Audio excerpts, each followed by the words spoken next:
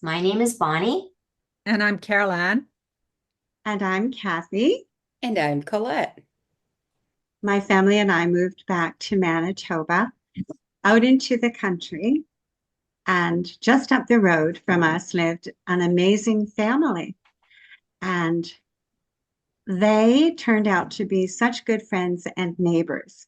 And their daughter, Rebecca, became favorite school bus buddies with my daughter. And soon the two of them were tearing around the pasture on horseback and wrangling horses at Circle Square Ranch. And after a few years, decided that they would go on some hiking adventures together. You can imagine my surprise when, about a year ago, 2 years ago, my daughter said, Mom, Rebecca's going to take some time off work and go for an extended hike. And I thought, that's wonderful. But little did I know that Rebecca was planning to be gone for 6 months and hike 4,000 kilometers alone on the Pacific Coast Trail. I have to tell you, my immediate response was, oh, thank God Kirsten is not going with her. And my second response was, oh, Rebecca's poor mother. How is she going to handle all of this? But that's another story for another time. And perhaps we really should find out how Diana managed during those 6 months. But in the meantime, we are so grateful and appreciative and excited to have Rebecca with us to tell her story about hiking the Pacific Coast Trail. So the number one most common question that I get asked about the PCT is some version of, are you going alone, or you didn't go alone, did you? If I had $1 for every single time I was asked that question, I could probably afford a whole nother through hike after this, which would be pretty nice. So I did start the hike alone, but I chose the PCT because it is a very social trail. It's a trail where people join up and often hike together. And the very first photo that I have to share with you is a photo of me on the terminus. You can see the fence, that's the border between California and Mexico. And you can also see the shadow of one of the people who was about to become one of my trail family members taking a photo of me at the terminus. So I was able to join up with people on the very first day. So I did not hike entirely alone, but we kind of, in the beginning, you kind of bounce back and forth and hike with some people and then hike alone for a little bit. And, oh, I'll meet you at the water source, or, oh, I'll meet you for lunch over here. We'll camp together over here. So I was not totally alone, but it is a very social trail. I think that the reason I get asked about hiking alone so much, like the most common question, is a lot of people are really scared about the unknown, and they're scared maybe that they wouldn't want to hike alone. So there are certain dangers on the PCT. Some dangers are very real, and I don't want to minimize that, or I don't want to come across as glib. There are some very real dangers, and some people don't return after hiking on the PCT. So the PCT through hikers have to deal with a number of different concerns. There are some people who have fallen off of icy slopes. There are 2 people that I know of who drowned in rivers doing a river crossing. 1 person died of high altitude pulmonary edema. 3 of heat stroke. 2 people fell off really steep cliffs. 1 person died after being hit by a car. 1 person died falling down another cliff. 1 person was assumed to have died from hypothermia. And then for 1 person, we don't know the cause yet. The autopsy is still ongoing. So there definitely are a lot of concerns or dangers on the trail. Some things that people think of that might be dangerous are bears or mountain lions or rattlesnakes. And thankfully, no one on the PCT has encountered a situation with those animals where it has resulted in the person's death. So there are a few things that can make you pause a little bit and maybe think twice about whether someone might want to do this trail or not. The year that I hiked, there were some additional concerns, such as a lot of fires on the trail. There's a lot more fires than there used to be on the trail. In fact, there was the fourth largest fire in California history on the PCT this year. Thankfully, there were no deaths as a result of this fire.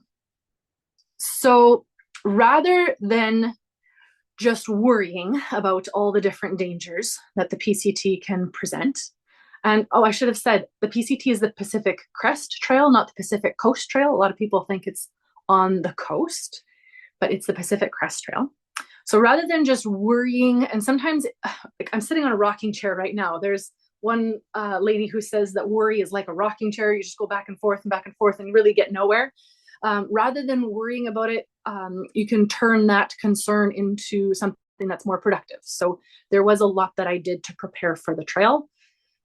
I tried to be more prepared than the average person on trail. I took a wilderness first aid course. I took a snow and ice course to prepare to learn how to use an ice axe, to learn French stepping, to learn how to walk with crampons, just to learn how to read the snow, to read where there might be more risk of an avalanche.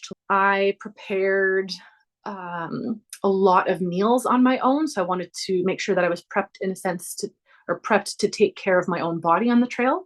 So it is totally possible to hike the trail and not make your own food. You can buy food along the way. But I felt that I would be able to take care of my body better if I was going to make a lot of meals ahead of time. And it would be much easier to eat more balanced meals on the trail that way. So I made over 150 different meals for mostly suppers. I did make some breakfasts. I was able to buy oatmeal, or like breakfast foods were a little bit easier to buy on trail. And as well, lunches. I would sometimes buy fresh lunches from grocery stores. That way I could keep it interesting and not get flavor fatigue too easily. Protein bars that's a food where we often get flavor fatigue. Like I never heard it before. It's a good one. Flavor fatigue. I love it. Yeah. So it's normal to go through flavor fatigue. We're more likely to meet our nutrient needs if we're eating a wide variety of food instead of the same thing over and over. When you're eating dry, dehydrated food, there are less options and it's easier to get flavor fatigue.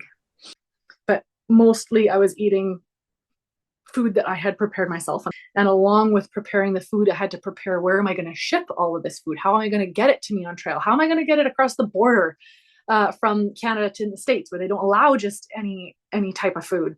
So that was a lot of work. So I had a huge bulletin board and a magnetic board where I had the map laid out and like little push pins of where I was going to send food and addresses for all these different places. So I had a lot of prep done ahead of the trail. The preparation helps with doing something about that worry. Like you feel more productive. You feel like that effort is getting put into something more useful. And then once you're on the trail, it's like, no, like I've prepared for this. I know my stuff and I can just breathe a little more easily because I know that I'm prepared. I'm ready for this. One other question that I often get asked very frequently is, what was my motivation for wanting to hike this trail? After all the dangers I just listed, why in the heck would anyone want to do this?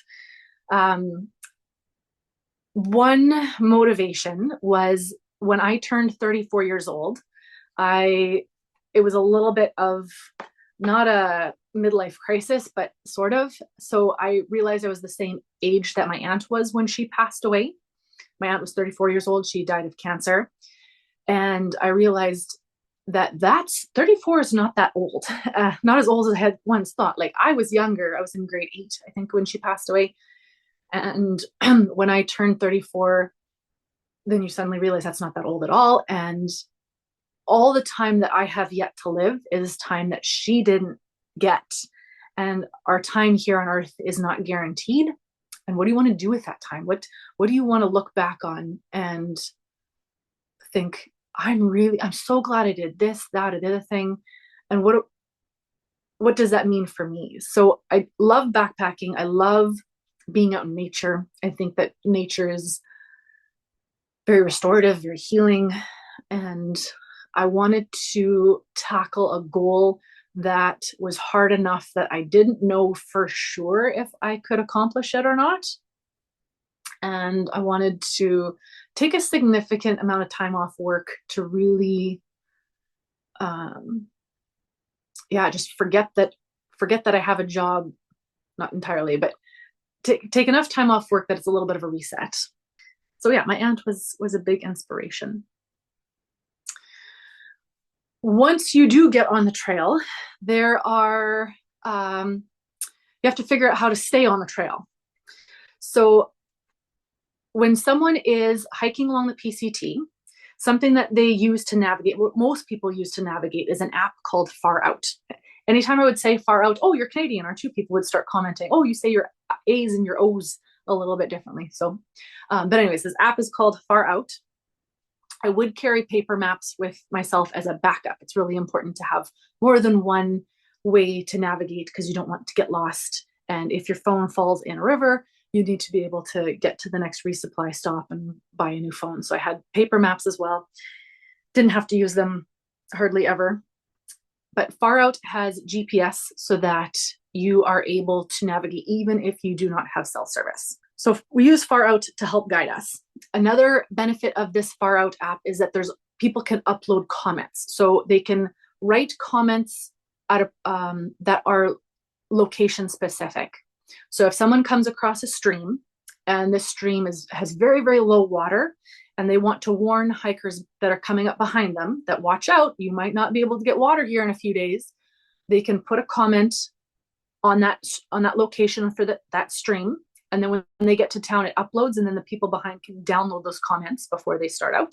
And you can find out, oh, okay, might not be able to get water here, so I'm going to carry extra water from here to this, from this source, so I can make it all the way to that source. Or people might say, oh, like the water's flowing great, like you can definitely get water here. And so it really, really helps to have those comments from other people.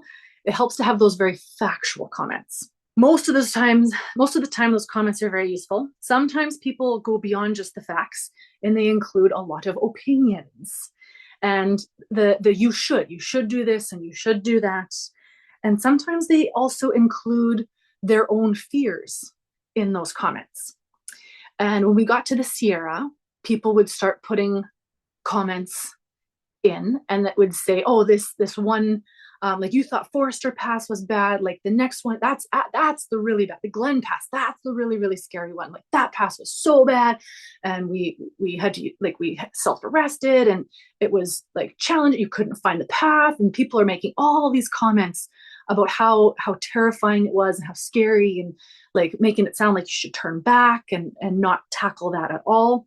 And so when people the term that we use for that kind of comment that scares people away is fear-mongering. Fear-mongering is someone's opinion, not necessarily a fact. Fear-mongering is very negative and discouraging, and fear-mongering often is a result of someone else not being prepared, or someone else making a series of poor decisions that led them into a bad scrape, but not necessarily that would not necessarily be dangerous for someone who was prepared and who does have the abilities to get through that section of trail. Fear-mongering can make otherwise prepared hikers very, very nervous if you are listening to all of that fear-mongering. And it can feel like an awful lot of pressure.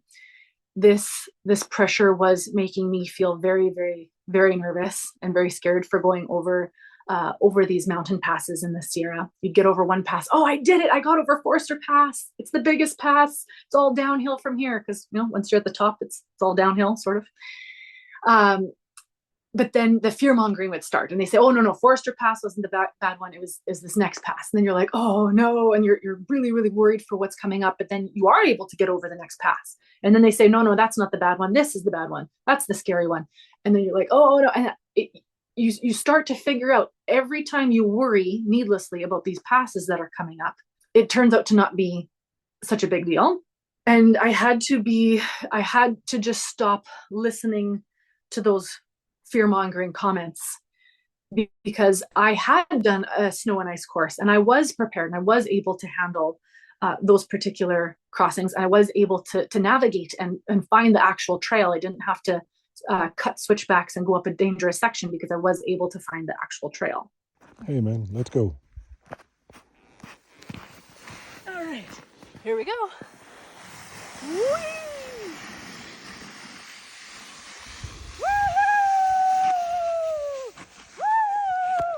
So a lot of the time you really had to exercise peace or choose peace, because otherwise if your inputs are fear, that if that's what you're feeding on, that's the result that you're going to get. And I really had to choose peace instead, because otherwise my intestines were just not going to make it. Like the insides of my intestines were moving way too quickly. Like your gut often shows what your head is feeling, and I was losing too much nutrition, and I was not doing well physically because of that fear that I was dealing with, the fear that I was letting myself be exposed to at the time. So I really had to learn how to tune that out. There are some comments that you do have to listen to. So I don't want to say, or that you have to differentiate between what is fear mongering and what is valid information. So if one of the park rangers was saying, no, please do not cross this one river, it's dangerous. There was the South Fork San Joaquin River, the bridge was out. Some hikers had tried to cross, they got washed away. Thankfully, they were safe. They were rescued by helicopter, and they made it out with their lives. Not everything is fear mongering. We do want to listen to those who have the expertise, and it's a matter of differentiating the two. So while we skipped the South Fork San Joaquin River, as recommended by the park rangers, we did cross the North Fork San Joaquin River, because even though there was fear mongering, the park rangers were saying, yep, it's okay. And we knew that we had the ability to cross it safely. Doing a trail like this requires a lot of persistence, stubbornness, if you will, but a real determination that that you want to achieve that goal. Statistically, only about 13 to 40% of people who start the PCT will finish it. It depends on the source, so it's hard to get an accurate survey on who all completes the PCT. Some sources that like 13, I think it's 13% of people who apply for a permit actually complete it. Maybe about 40% of those who start out actually complete the trail. It depends on the survey, but there's a high drop off rate. And you see people dropping off around you. Like you see people at a restaurant, they're like, oh, I'm getting off trail, I'm quitting today. Yeah, you have to stick to your own goal if you're going to be the one who is successfully crossing that finish line at the end. So I have to be very, very careful with what I'm filling my brain with on the trail. For example, some people might download and watch some scary movies on the trail in their tent, for some people, they feel like it's relaxing and unwinding. For myself, I feel like I do enough scary things in real life. I am not going to, I choose not to fill my brain with scary movies, because that doesn't set me up for success if I want to do scary things and be brave enough to accomplish those goals that I have. Even things that are not necessarily bad. Like I used to compete in like entry-level horseback riding, like hunter jumper classes. And I had to stop watching blooper reels of like funny YouTube videos or funny Instagram reels of people falling off their horses. I had to stop watching that because my brain was being programmed with coming up to a jump and then not making it over the jump. And the reels themselves aren't bad, but I could not fill my brain with that anymore. And I noticed a difference when I stopped watching those. When I started visualizing myself getting over that jump, I was able to complete a round more consistently, more successfully, more often. When thinking about what you want to be concerned about on trail, it's important to evaluate, okay, who told you that? Some things we hear so frequently over and over again that we don't realize it's not from a valid source. An example would be, if you were bitten by a snake, do you think that the right thing to do would be, let's say, A, tying a tourniquet around the wound, B, shocking the wound with ice or electricity, or maybe taking a knife and cutting out where that bite was? Or do you think you should take like a plunger type piece of equipment and try to draw out some of the poison? And most people think, oh, I know it's A, or the answer is B, or the answer is C, and I know what the answer is. But actually, the answer is none of the above. for the snakes that are on the PCT. So there are some snakes where you tie a tourniquet, but not the snakes on the PCT. The only answer is to go to the hospital and get antivenom. That's the only one recommendation. But most of us just take for granted the things that we've heard over and over and over again are things that are just truths. It's just, we just think that that's the way it is. So when looking at dangers on the PCT, like rattlesnakes, it's really important to go back to the source and evaluate who told you that, and is this the best evidence that we have today? And with snakes, yes, I was very vigilant. There are a lot of rattlesnakes. I have a picture of a rattlesnake that a friend of mine took on the trail. And it is very important to not wear 2 headphones. You have to be aware of your circumstances. I did accidentally step on a rattlesnake on the trail. I'm very sorry to the snake. It was not my fault. It was not intentional. The PCT is being the Pacific Crest Trail. It's following the crest of the mountain. So it's often at altitude. So you're at a high elevation, but not the very top of the mountain. You're often walking a ridge line. So you have steep mountain here, 18-inch path here, and then it's steep on the other side here. So you've got about 18 inches or so to walk on. And if there is, let's say, a bush kind of growing over the trail a little bit, it's really hard in some places to walk up and around. So usually you just push through the bush and walk straight through and keep going. So there had been a snake hiding underneath the bush, and I was pushing through and I stepped on something squishy. I was like, oh, what is that? Did I step in poop? Like, what's going on? This is going through my brain really quickly. And then a second later, I saw going down the mountain, and I was like, yeah! Like, I screamed, I yelled really loud. I maybe woke some people up because it was early in the morning. And yeah, the snake made it out of the situation. The snake looked like it was not injured, so that's good. I was not injured. I did not get bit. I was very, very thankful for that. And yeah, I stepped on a snake and I was okay. There were 3 other hikers who did get bitten by rattlesnakes that I know of the year that I hiked. 2 of them were dry bites, where the snake did not inject any venom, because snakes can choose whether they want to inject venom or not. Unfortunately, one gentleman was bitten by a snake who injected venom, and his internal organs were affected. So unfortunately, he had to get off trail for that year. So hopefully he'll be able to go back and complete the trail another year. Because a lot of people, questions that they ask me about the trail are not only just, are you going alone? Are you safe? Like there's a lot of questions about safety on the trail.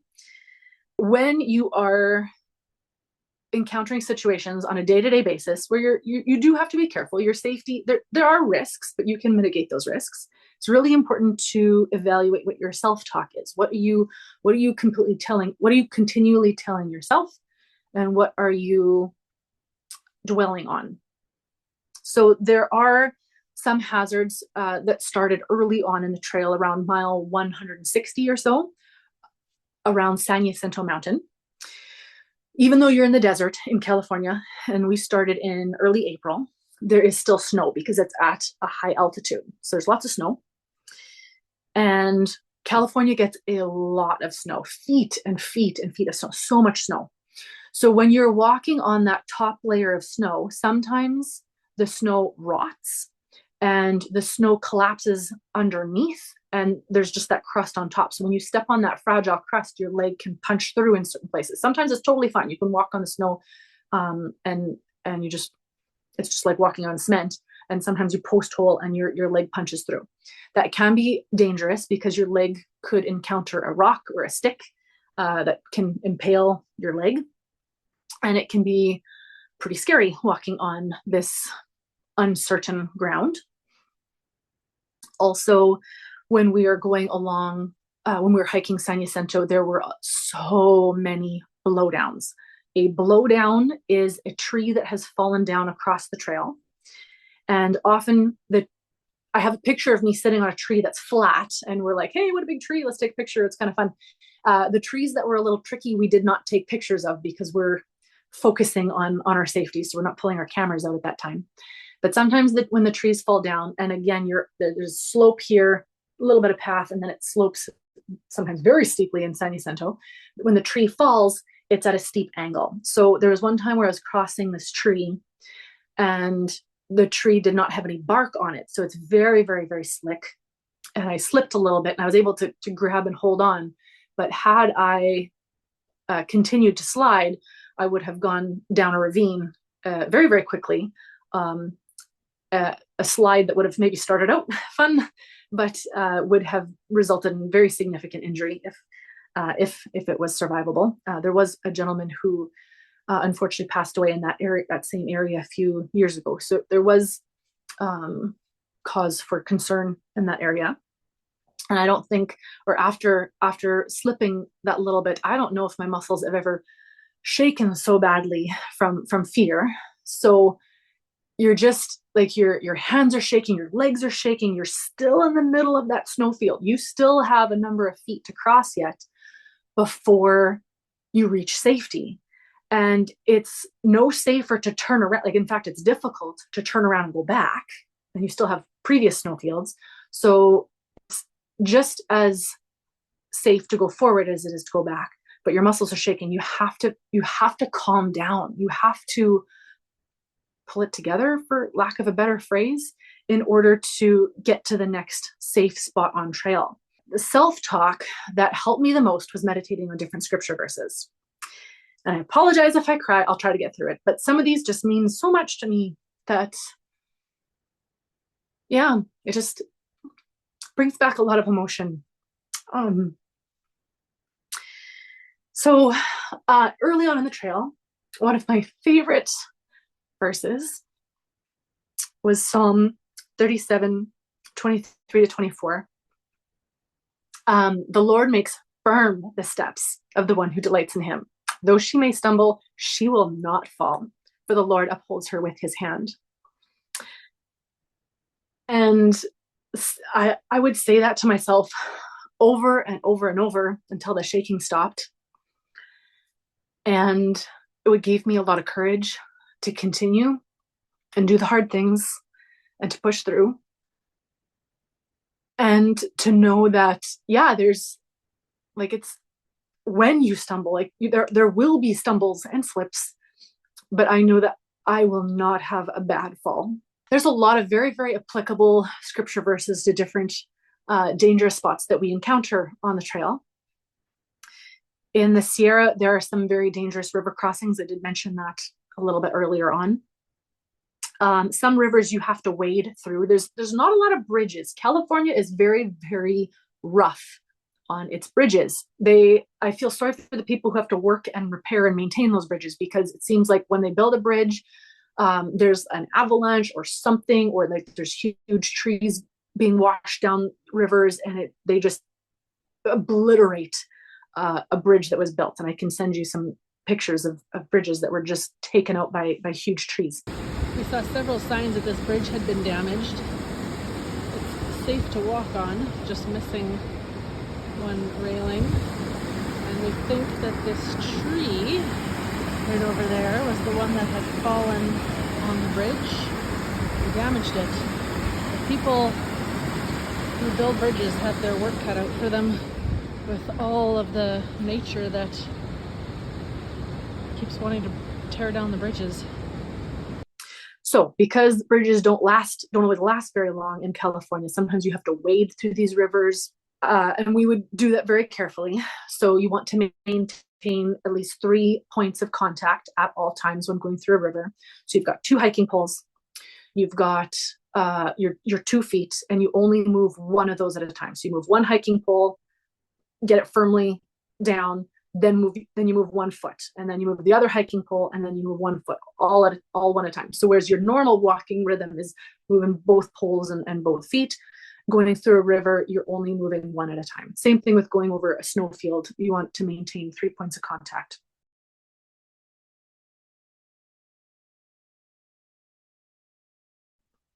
At all times. Also, when going through a river, I had a GPS device. I would take that off of my backpack and I would attach it onto a strap on my person. That way, if I were to slip and fall, and if I were to have to take my backpack off in the river to avoid being pulled under, the GPS, my way of calling for help would be attached to me rather than downstream attached to my backpack. And I would also unclip the top strap on my backpack. There, that is hotly debated among through hikers. Some people are adamant you do not unbuckle your straps, because with that 40 pounds on your back, because you're carrying a lot of food, 40 pounds on your back, if that shifts and wiggles, then you're more likely to fall. And some people are so adamant, no, you have to unclip this backpack strap, because if you do fall, then you have to be able to get out. So I'm not going to get in that debate. It's important that if someone were to undertake hiking the PCT, that they look up this information for themselves. They weigh the pros and cons and see what might be best for them and take their own safety courses. But what I did is I unclipped the top one. That way, if I were to fall, I only have to unclip one strap, and the one that was around my waist is the bigger strap, so I'd unclip just the one strap. Or I leave that one clipped for now because it keeps my backpack very stable on me, so I'm less likely to fall in the first place. Another verse that I would meditate on when going through these rivers is Isaiah 43, verse 2. And I just would meditate on the river not overwhelming me, that I'm not going alone, and that I'm going to get through it. And some rivers I didn't technically go through because there were logs to go over top of the river, or stones to go across over the river. But I would still say this verse for every river crossing, because even if I'm not going in that river, I'm still going through it. I'm still going through this situation. There's really no way to describe. There's no picture I can give you that can adequately describe how hot it feels to be on the PCT. I can tell you numbers, like it was triple digits. We were hiking in plus 41 degrees Celsius, like triple digits Fahrenheit, plus 41 degrees Celsius. I could never figure out Fahrenheit. Like I'm a Canadian. I know Celsius. I can do miles. That works, but Celsius or Fahrenheit, no, I didn't get there. This trail was so hot. It was so hot. There was one day where we were hiking Mount Lassen National, Mount Lassen National Volcanic Park. It is a very exposed section of the trail where there is no tree cover above you. The sun is beating down on you, and the sun is beating down on the lava rock underneath you. And lava rock likes to heat up, and then it radiates heat upwards. So you feel like you're being sandwiched between two different heat sources. And it feels like exercising next to an open oven. Like it's ridiculous. Actually, after the trail, I went to a sauna to relax, to treat myself a little bit. And I was really trying hard to figure out which was more hot, sitting in the sauna or being like that day on the PCT in the heat. And it's debatable. Like well, one you're exercising in, but it's really hard to figure out which one you were more hot in. There was some days I remember I was crying because it's hot. You have to keep going. There's no way out of this. You just have to put your head down and get through it to get to the end of it sometimes. And you can't stay there. You're going to run out of food. So you just have to keep going through it. And some people say, oh, you can just night hike. We did try night hiking a few times, but that really messes with your circadian rhythm, and it's hot. And you can hike at night, but then you can't sleep during the day because it's too hot to sleep. So it doesn't pay off as much as I thought it would to night hike. There's another verse, Isaiah 58, verse 11. The Lord will guide you always. He will satisfy your needs in a sun-scorched land, and he will strengthen your frame. And on the PCT, it is really hard to strengthen your frame, because even though you are exercising a lot, you don't actually build muscle while you're exercising. You build muscle while you're sleeping after exercise if you are resting and recovering enough and if you're well nourished. So often on the PCT, it is hard to get enough sleep. Often it can be more of a wearing your body down rather than exercising and building your body up.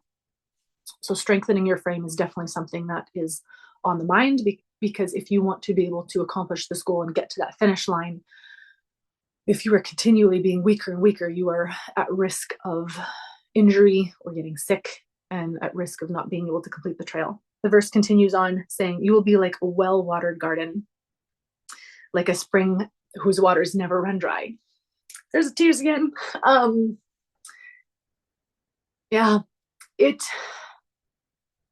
for anyone who has never been really, really, really, really thirsty, it is really hard to imagine. Like, we live in such comfort.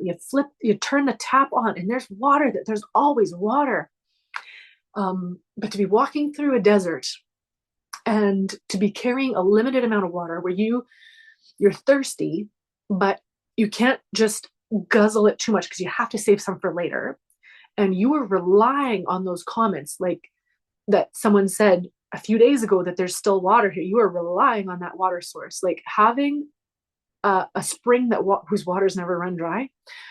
That hits home for a lot of hikers. Who you surround yourself also makes a big difference with when hiking the trail. There's amazing, amazing, beautiful views, and there is like scenery and nature like you've never experienced before in your life. But when people talk about the PCT, the community, the people that they meet is often top of mind as to what has impacted them the most when doing this trail. So having what we call trail family, having people to surround you, people to encourage you when you're having a bad day, means a lot. So we would help each other out. So for example, when one of my trail family members was having a hard day, I was like, okay, you just rest. I'm gonna go down the ravine. I'm gonna collect some water. I'll filter it today. Like, just, take a nap for 10 minutes while I'm doing this. And then one time my trail family, when I was lagging behind because of foot pain, they were like, okay, we're going to stop and camp here. We're not going to go as far. Like, we're just going to rest here. And then somebody else would go get the water and then filter it. And like, we'd help each other out on bad days. Building trust in people that you have only just recently met is really impactful, because you don't exactly do an interview process when you are figuring, okay, am I going to hike with you? What's going on? Like, what do you really like? Like, and you spend more time with these people on trail than like coworkers. You spend more time with them than anybody else, really, because you're with hikers for so, especially when you're hiking through the Sierra. So in the desert, we would kind of leapfrog. Okay, I'll meet you here, and like we'll meet at this water source. We'll go back and forth. But in the Sierra, it's recommended to really stick together because of those dangerous water crossings. So there was one gentleman that I was hiking with for a good section of the trail. And when I was saying we were crossing a bunch of streams. We were crossing, there was a string of like 4 or 5 different rivers all in a row. So we were able to walk across logs for the first 4 rivers. Yay, dry feet. And then the 5th river, we're going up and back and forth down the river. We can't find a river crossing. So if you keep your feet dry for the first 4, and then the last one, you have to get feet wet. It's like, we just spent, 30 minutes trying to keep our feet dry, and it's all for nothing because now our feet have to get wet going through the last river. So we were really trying to figure out, like, is there a way to cross on a stream out? And so I had an idea. Let's just build a bridge. Let's take some of these downed trees. We're going to tip it up. We're going to throw it across the stream. We're going to cross on that. And so the 2 guys that I was with were like, yeah, like, let's do this. So we carry some logs over, that we throw them down the stream. They're having a great time. They didn't do all the work. I lifted some trees too, but so yes, I did my share. But anyways, my first step on that one bridge is like, no, I don't feel comfortable with this. And then one thing that I appreciate with the guy that I was hiking with, he's like, okay, so rather than pushing me into a situation that I'm not comfortable with, he's like, we're just going to get another log. We'll throw another log down. Okay, now you got 2 to step on. Okay, now, like, yes, now we're good. Now we can cross this stream. So it's important that your trail family looks out for each other, not just for the things that they're comfortable with, but to help you be comfortable with that situation as well too. I don't know if I've ever met so many people with type A type people in my life, because I'm sure there's all kinds of people who hike the trail, but if someone is going to hike that trail, they have to be very persistent. So you got a whole bunch of very stubborn people all working toward this goal. So it's good that those stubborn people aren't just working on their own goal and I'm going to do this and you do what you want. It's good that we can work on it together and be there for each other and make sure everyone's comfortable with that situation before we cross a river. We had a similar situation with thunderstorms. So thunderstorms I love thunderstorms. I love seeing the lightning across the sky. I love hearing that deep rumble. I love sitting on a porch with a hot chocolate, just enjoying a thunderstorm. But when you are out on a ridge line with no tree cover, thunderstorms can be very, very dangerous. And if someone starts feeling their hair standing up on end, they are at risk of being struck by lightning. There are no hikers that I know of who have died from lightning strikes, but I do know of hikers on long distance trails who have been who have been injured by lightning. So the recommendation is if there has been lightning, just to stay within tree cover, not just one big tall tree, but like lots of equally high trees, so that you can stay somewhere safe. So there was another hiker who was hiking adjacent to me and my hiking partner, and she was kind of waiting in the trees, and we talked together. We formed a plan like that we were all comfortable with, and then we waited until the thunder had stopped, like the lightning had stopped for long enough. Okay, safe to go. Yep, and book it across this ridge line before lightning might start up again. And yeah, it's just another example of how hikers are there for each other on the PCT. When struggling with the struggles on the trail can build up, and it can feel like it's just never going to end. Like it is thousands of miles. And it can be very, very overwhelming to think of all the miles you have yet to do. So one thing that I found very helpful is celebrating the milestones of how far you have come across, or how far you have gone on the trail. We would often celebrate, let's say with like a high five, when you come across like the first 100 miles, or we actually had very special trail magic on that day. Trail magic is people who are in the area who maybe have had a loved one who hiked the trail in the past, and then they give treats like cold soda. So nice having something cold rather than lukewarm water on a hot day. They'll give snacks, chocolate, apples. Oh, fresh fruit is just so nice to have. So anyway, so we had people bring us trail magic on that first time, the first milestone that we got to, the 100-mile milestone. And then every 100 miles, people would put stones on the side of the path, and you would take a selfie with next to the stones, and you'd be like, I did it, I reached 500 miles, 600, and you get to all these different milestones, and you get to celebrate along the way. And then when you get to 1,000 miles, boy oh boy, it's like, whew, if I can do 1,000 miles, I can do another 1,000. Like that first 1,000 was probably the toughest. And yeah, it's important to continue focusing on realizing if how far you've come. If I can do this, I can keep going. So often in the Bible, God had to remind the Israelites over and over and over again of the miracles that he had performed in the past, because I think sometimes it's easy to, those Israelites with their poor memory, but when you are in the middle of really, really struggling, it can be really hard to think of anything else when that raw struggle is so, so real. It's kind of like if you've ever gone on vacation and you've gone to somewhere tropical like Hawaii, or maybe you're in Florida in the middle of winter, in the middle of like where everybody else is in Manitoba winter, or Canadian winter. And if you are at like plus 30 degrees Celsius, it's easy to forget that it's actually winter. And it's easy to be like, oh yeah, I think it's July and next month we're going to, and it's so easy to forget because that heat is so raw and so real. So I think similarly, if the Israelites are struggling with something, it is really, or if we're struggling with something, it's really easy to forget what God has done for us in the past, because the here and the now kind of brainwashes you, and it kind of takes over your thought process. It's important to remind yourself over and over and over again, yes, God has helped me through this and this and this, and he will continue to be here for me. for things that I'm going to encounter in the future as well too. Some psychologists say that past behavior is the best predictor of future behavior. So this is something I think that stands true in science as well. And it may not be true in all circumstances, but at least it's a pretty useful guide. I had a question about what was my parents' reaction to their daughter wanting to hike across the country from Mexico to Canada. I've done a lot of different backpacking trips in the past.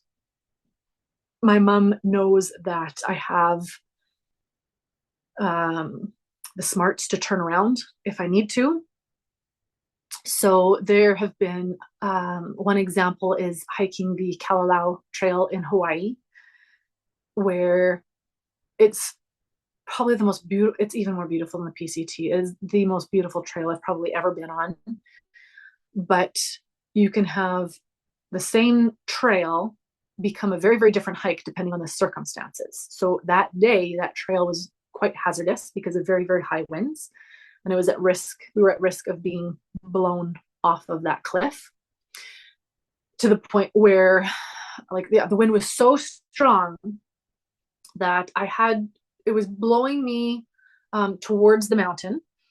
But you can't walk at an angle like this. So I was pushing myself trying to be straight, but as soon as the wind stops, then you're tipping towards the cliffs, or then sometimes the wind does a little swirl and then ends up pushing you towards the cliffs as well as you now leaning out towards the cliffs. And with that wind hitting us so strongly, there was one time I had to hit the deck and just go on all fours because I was like at risk of being blown over. So hikers, backpackers, mountaineers, whoever can get what's called summit fever, where accomplishing the goal is the only thing they're focused on, and they just want to get to that summit. It's all about getting to the summit, or as thru hikers, sometimes it's all about getting to the border. But it's important to remember that getting home is the most important thing, and getting to the summit is great, but getting home is the actual goal. And I think my mom was supportive because she's known me to turn around in bad situations in the past, like that trip on Kalalau. We turned around. We'll turn around when we need to. Not that I wanted to turn around. I really wanted to finish the rest of that hike, but I'll turn around if I need to. My mom tracked my location. So with my GPS device, I was able to send her my location twice a day. I'd let her know, hey, I'm alive in the morning, I'm okay. And then when I get to camp at night, I'll send her a location. This is where I'm camping. I'm safe. So she's able to track me and see my little pinpoint location, slowly going up the map all the way. And then if I did get lost, she'd be able to tell the authorities, this is where she was last reporting her location. My mom was able to receive all the stuff I mailed back. So you only need an ice axe until for San Jacinto and then the Sierra. So once I didn't need my ice axe anymore, I was able to send that back. And she had stuff at home that I didn't end up needing, but if I did, she was going to mail it back to me. She even came out one time to visit me, and I have a picture of her with me on trail. She spent one night with me on trail and then a couple nights with me in town. And that was a really neat experience, having her in person, being able to share the trail with her and get to see what it's like. So yeah, that was really cool. So she was very supportive. My dad was supportive as well, but he was maybe just less aware of what the trail meant. But he would tell different people at work, oh, my daughter's hiking the PCT, and he thought it was pretty neat. When I stayed with Scout and Frodo, they are trail angels that have given so much of their time and resources to the trail community. When I stayed with them for a couple nights before in San Diego, before I started the trail, they had a lot of good information for hikers to help them be prepped and ready to go to start the hike. They had some words of wisdom that when people find themselves in a bad situation, it's usually a result of one or more poor decisions that got them there. I believe that not taking care of your body is a poor decision that can lead to getting into a worse situation, especially true for hikers in the short term. So when we haven't been taking care of ourselves, we also are not very likely to be making quality decisions. There's a story in the Bible of Esau fearing that he was going to starve to death, and he signed away his, what was it, his birthright, or his inheritance. And I think it's really easy to judge him and think, oh, that's stupid. Why would you do that? But it's easy to judge someone from a place of comfort when we're sitting in our home and we've got the refrigerator right there and we've got access to food. But my goodness, unless you've been like really, really, really, truly hungry in your life, it's really hard to really empathize with someone. And hikers, if we are getting really, really hungry, tend to not make the best decisions. Or even if like not on the trail, sometimes we can empathize with maybe being a bit hangry and maybe saying something we regret, or maybe buying something online we maybe shouldn't have done. So maybe we can empathize a little bit, but it's really important to take care of our body. If not, we might not be making some of the best decisions that will help us accomplish our goal. And it's putting us at risk for injury or for getting sick, and either of which can do get a lot of people off trail. Most people quit the trail with injuries in like the first 700 miles. So taking care of our body is really, really, really important. And that means not just getting the food and nourishment that we need, but getting enough sleep on trail too. Yeah, I think that helps with bravery in a sense, because we are, if we are in a place where our body is stronger, we're able to have that bravery to get through tough situations on trail, rather than having to or rather than being more at risk and knowing like that's not good, I can't do that, I have to get off. One of the questions I had was, did you find what you were looking for on your quest? And I think it would be good to do an excerpt and show you a short clip, a short video of the very, very last day on trail. I was thinking about that same thing. And I think that the words that I was thinking in that moment speak for themselves, and it would be good to clip that in. So I'll let you watch that video later. And another question is, do I have any advice for someone who still has yet unfulfilled dreams? To that person who has a dream that they want to accomplish, I would say that after hiking the PCT, I've realized that it's not just goals that are possible, but dreams too. So often in life, it's all about, you have to have goals. I need to buy a car, I need to save up money for a car, I need to get a career, I need to, there's a lot of goals that we have in life. And sometimes the dreams really go to the back burner, but dreams are possible too. A saying that I would repeat over and over is that it really comes down to just making a plan and executing the plan. When I was first starting the trail, it all felt very, very, very surreal. Like, I can't believe I'm here. But all I had to do was follow the steps of the plan that I already made. And it put my body physically in that spot that I needed to be. Like, catch this bus, that shuttle, get here, go to the trail angel's house. Then you booked this shuttle to get to the trail. And I was just following the motion, and I'm being swept along by this plan that I had made. And yeah, it is too overwhelming to just go out and do it, but it is not overwhelming to start planning. I'm just going to plan this one section. I'm just going to plan the food. I'm just going to plan, and then putting that plan together is, yeah, the first step. It's kind of like you wouldn't build a house without making a blueprint first. So draw up that blueprint, see where it leads you, see if you want to still accomplish that dream or not. And then if you are on that dream, remember to savor the moment.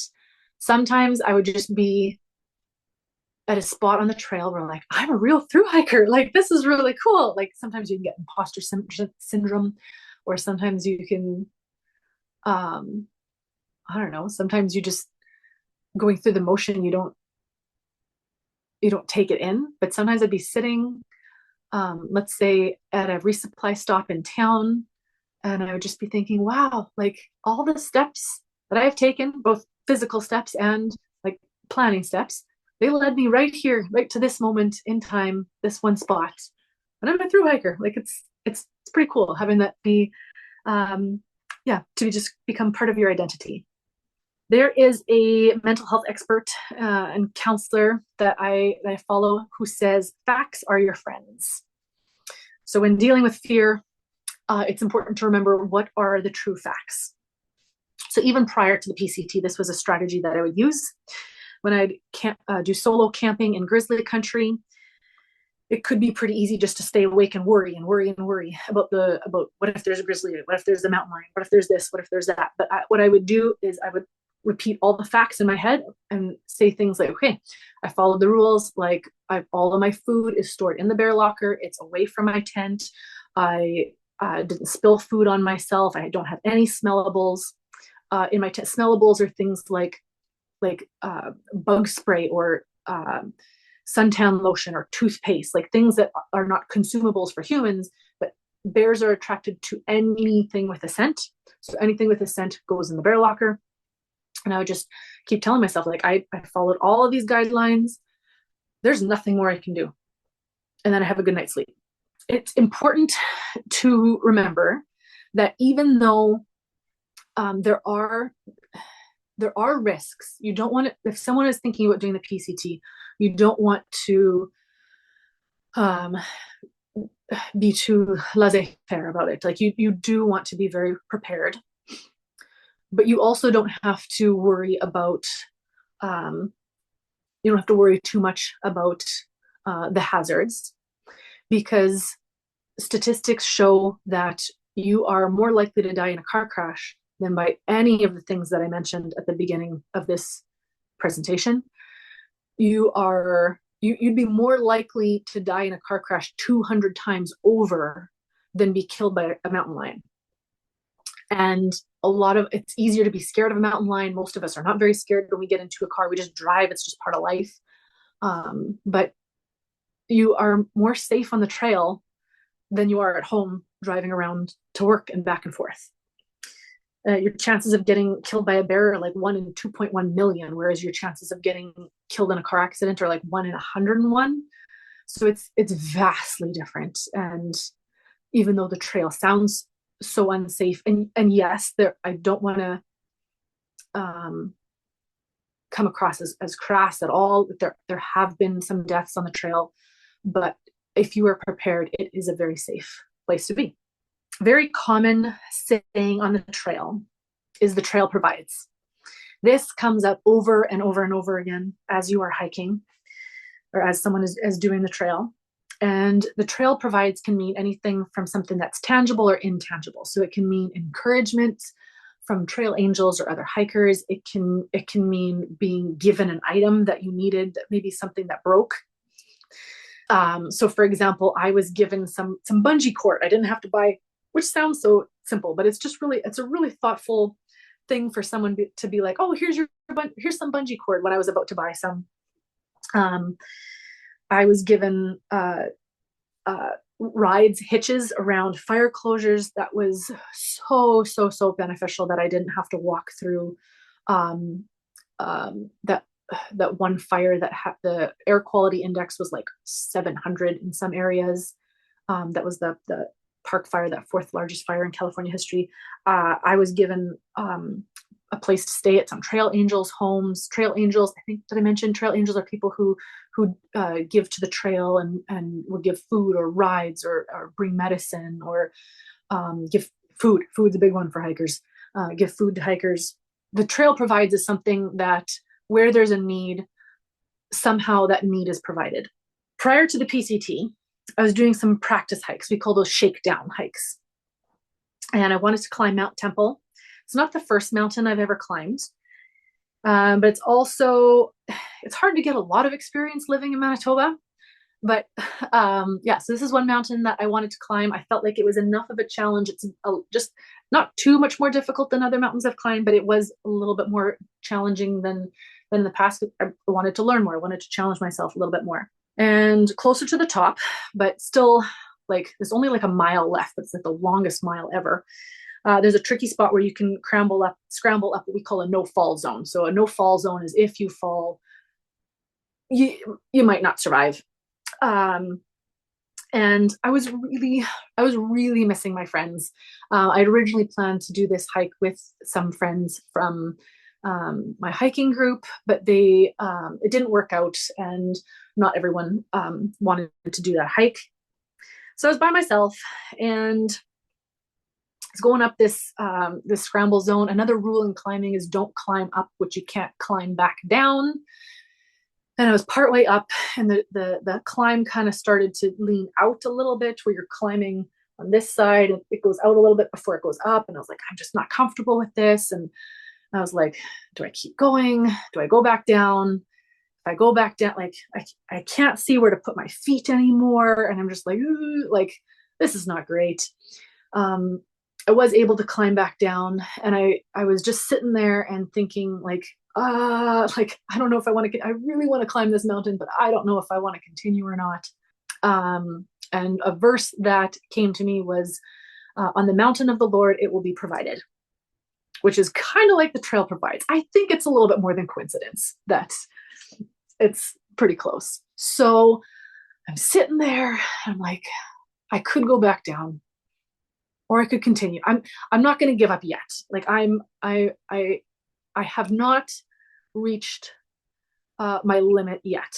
So I left that one spot that I didn't like. I climbed up through a chimney spot instead. I was able to get up, and it was just, I was able to get up, navigate through the chimney spot by myself, but without anyone with me to help me with navigating. It was so slow going.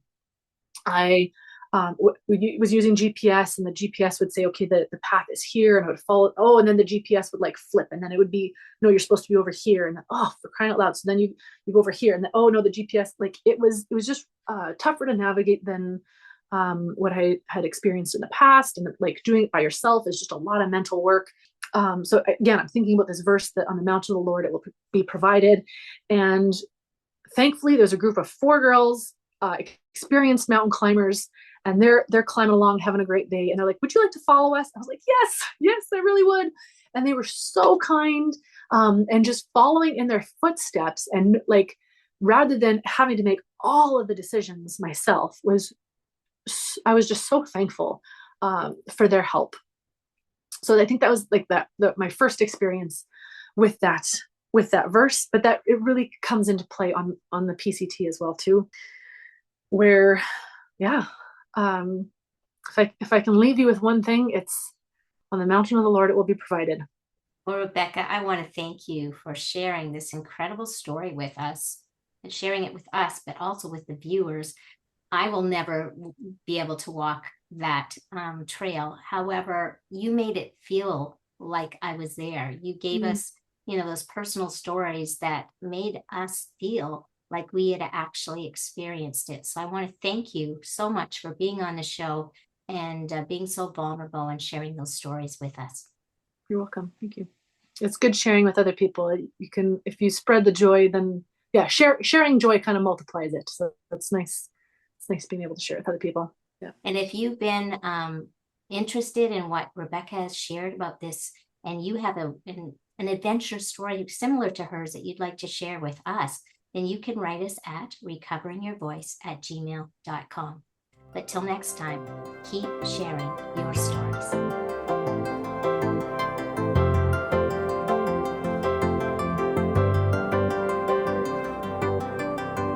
I'm very flexible today. I just had a gaggle of kids feed 2 cups of fish food to my guppies. There's a Dr. Seuss book about that. You should be very afraid. Number one question that I get asked all the time is, you didn't go alone, did you? And I put that in the intro. Which is perfect, because that leads into the talk, because that is the number one question I get asked. Sorry, I'm a couple tears in my eyes. I wrote this down wrong. I didn't know if I said that right. You can clip that last little part out.